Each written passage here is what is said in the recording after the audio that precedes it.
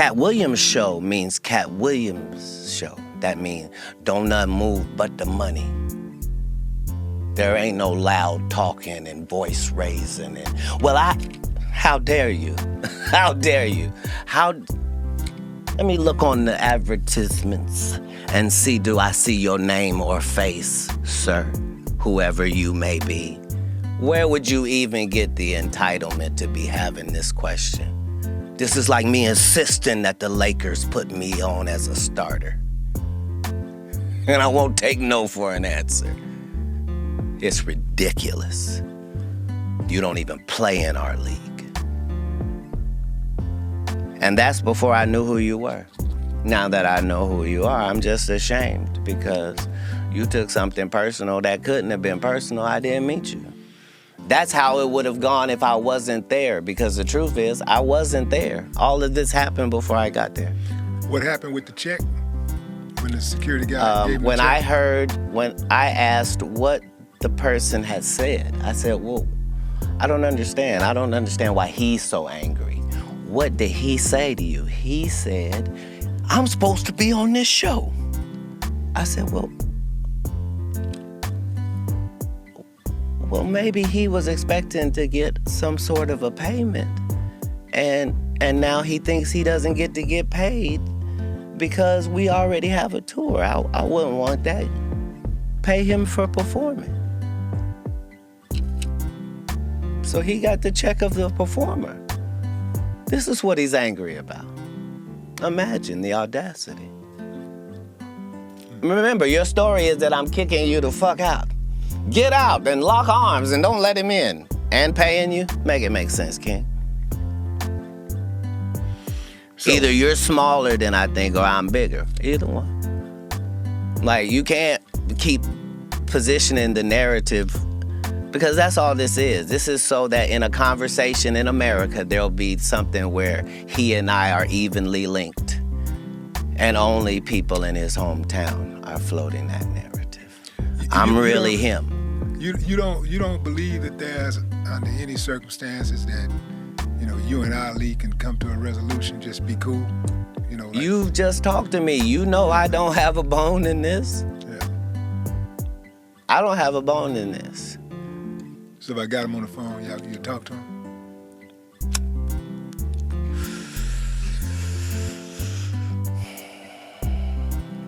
I would have gave him the celebrity boxing match he asked for if I thought he was a celebrity.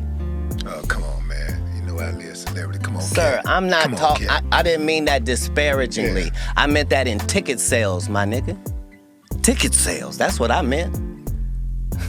I mean, I'm doing 7,000 in your hometown while you go do 300. I'm not being disrespectful. I'm talking statistics.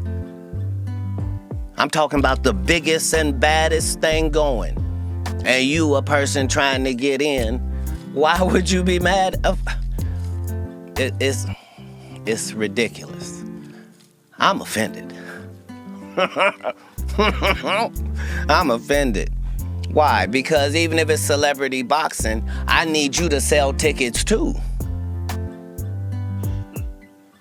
I need you to sell these pay-per-view numbers, my nigga. I know I'm bringing it. It's more people that want to see me get laid out by you. And the fact that an upstanding and righteous gentleman like yourself is in that position with the only thing trying to be righteous in our lane is just more machinations of the devil. You should have a much better backstory when you pick me as an opponent.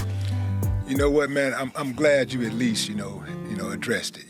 Because when you talk to him and tell him what the truth is, he won't be able to refute it. I told you earlier, he doesn't know this. How could he know? It's okay for you to think that I'm that way, but there are 30,000 known comedians in America that you could have went to, and they would have told you, this is against my character. I am known for confronting my issue head up, be it Satan or his affiliates. I don't care if you 6'6". I don't care if it's 5 of you. I don't care if I'm guaranteed an L. I don't care if you put a gun in my face. I don't care about none of that. I care about doing the right thing as I see it in that moment. Yeah. Man, how did you get on in the first place as far as like with the movie thing? Like, I know I'm skipping over the comedy, but how did you get on with the movie thing? Like, specifically, I want to know about Money Mike. I want to know how you got that role.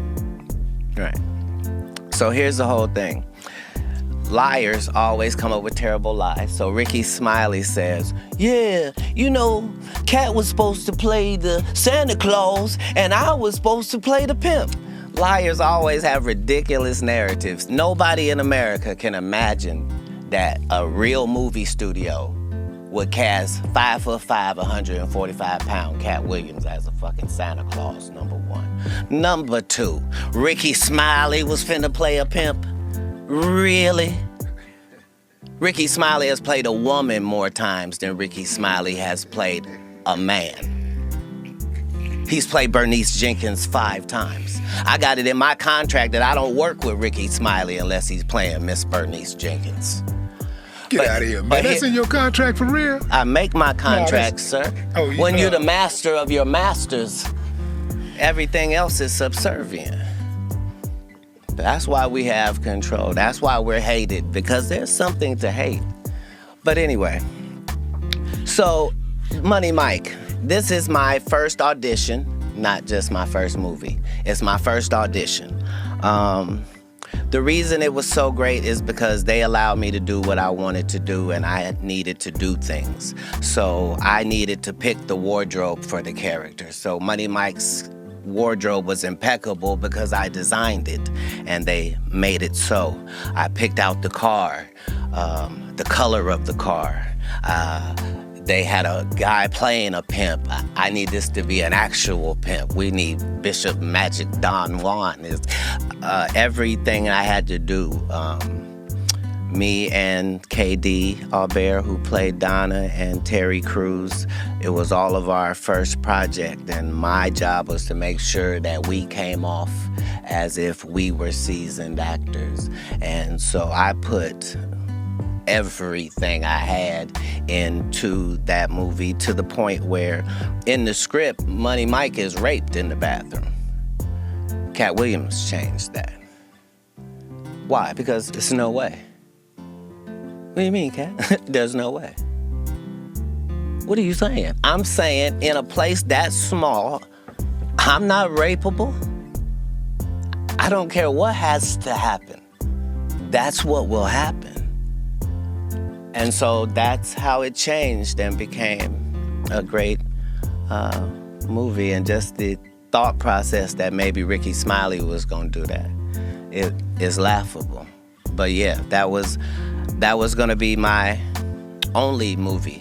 So I had to do everything that I could do to make sure that it went the way I needed it to. And I've done that in every one of the 60 movie roles that I've done, and 50 network television roles. Man, I'm glad you stood on that, man, because it's a lot of people who would not have. People get blinded by that bread, man, or that opportunity. And right. For you to stand on that says a lot, because I know Terry Crews would have probably enjoyed it, you know, in real life. Oh, bless his heart. Yeah. Bless his heart. Now, How did you get this this knack for comedy in the first place? Like you had a pretty tumultuous childhood. Like, how do you pivot from that and get into comedy? I didn't find it to be tumultuous. So at the time, you was living it. You like, you could see it. Yeah, like this is not tumultuous. Okay. But your question was, how did you find comedy? A lot of times you have the true appreciation for something when you're not trying to do it. You just like it. So that's the relationship that I had with music. and it was the relationship that I had with comedy. So musically, I could listen to Pearl Jam and the Ghetto Boys. Like, I could listen to 9 Inch Nails, and I could listen to Prince, and I could do that. And comedically, I found that I could do that too. It didn't matter what the comedy person looked like, or how they were built, or where they were from. If they were funny, I was gonna be able to tell. So I understood that Don Knotts was out there working his ass off as Barney Fife. I understood he wasn't doing the same job as the rest of them. I understood that laughter is an emotion, and anytime you can tap an emotion, that's very powerful, regardless of what emotion you're tapping. When you're tapping these emotions, before you deliver the joke, are you cognizant of what it's gonna take to like deliver that joke? Like, are you already knowing that I know for a fact I don't have to practice this, they gonna be with this right here. When I say this, oh, I'm gonna get them.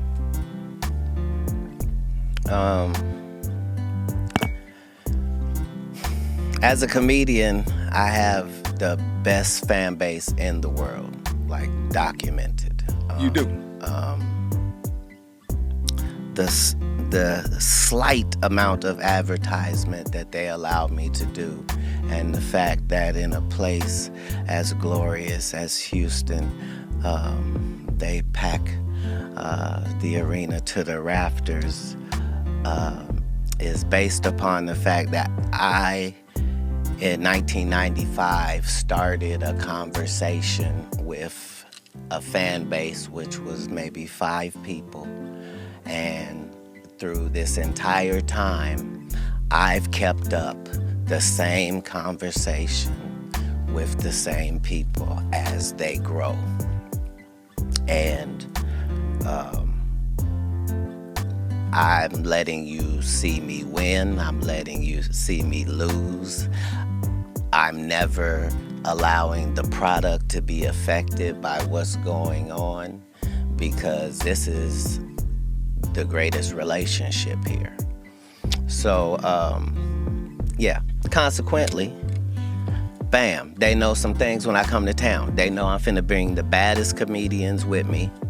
That's who's gonna be opening up. They know this all over the country. And then they know that whatever it is Katt's gonna talk about for an hour, they know he did not talk about this the last time he was here.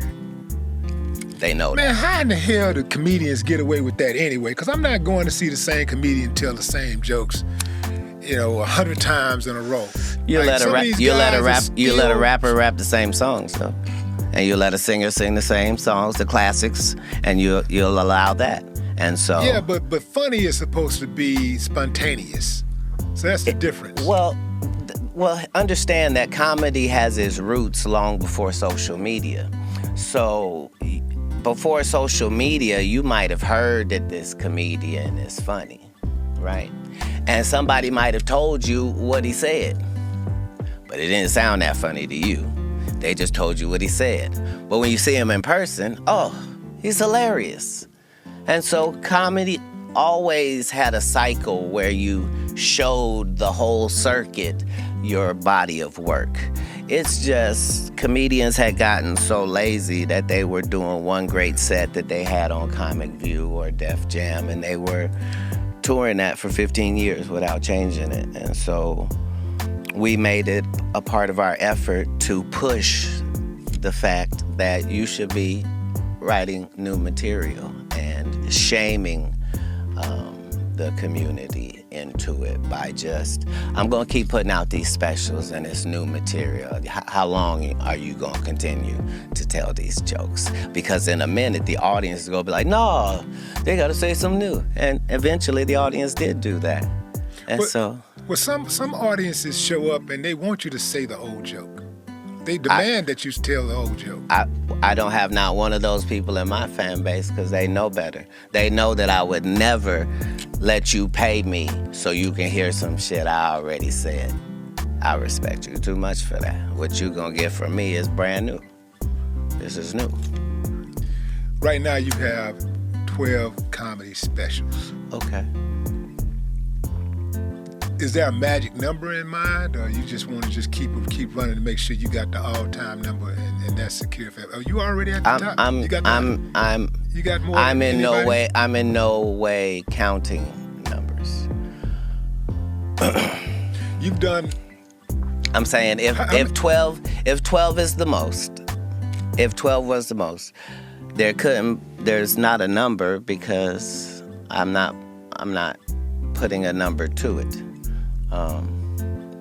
But I've been special that many times for an hour. 17 tours, 100 cities. That is a lot of work. That's enough work for a few lifetimes. Most comedians won't even get 100 cities. Well, most comedians ain't gonna do that one time. You're like, and how do you continue to come up with this new material? Because you do new material every single time you show up. That's crazy. It's a new show every single time I show up. Man, that is crazy. I'm a comedy connoisseur. I follow comedy. Most of the comics that are the top dogs right now, as far as like in some of our heroes in comedy, I was there when they were like working on their first jokes. Yeah. I was watching them and supporting them way back then. But that is a tough feat to be able to do something like that. And I think that the reason why... Not in 24 years. Yeah. I think the reason why people like you is so much, what you do is you resonate with them so much is like what you just said. You show them the good and the bad side of you, but also you're talented. You're very talented, but at the same time you do show the good and the bad. And it's something appealing about being transparent to an extent. Oh, not just to an extent, to the utmost.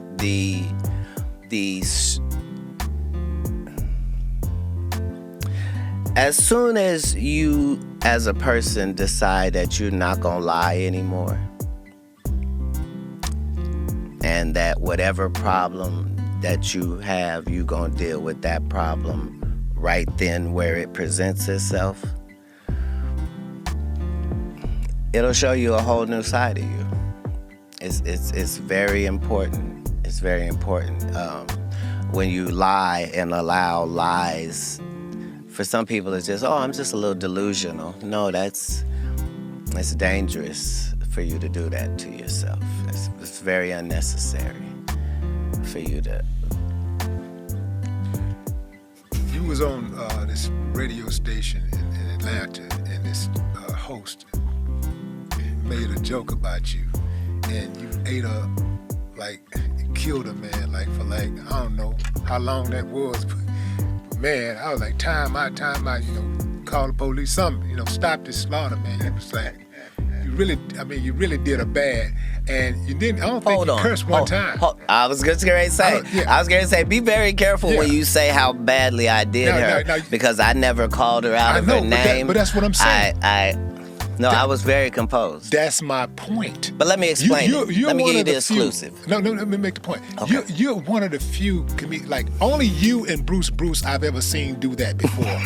Destroy a heckler or someone that was challenging you or whatever. Destroy them for several minutes. Bruce killed this chick for about, I don't know, man, about 25, 30 minutes one night in Houston. And I never seen anybody else do that but you. 25, just back to back, gut busting, same person, right. No cuss words. Yeah. I had never seen that before, so how were you able to maintain your composure for that long? Well,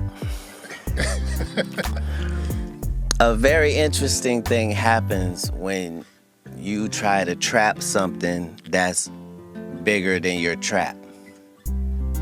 So imagine you set out a trap for a turtle and a rhinoceros steps into it. It's finna be a whole different situation now.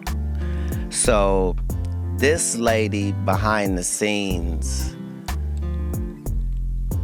is begging me to come into this interview that I've not scheduled, that I don't want to do, that I'm not dressed for, that nobody's called me about. She just wants it. To the point where she says, Katt, come on, you just want to end me for the city. I just want to give you your flowers. Well, I won't talk about kids. I won't talk about no jail. I won't talk about,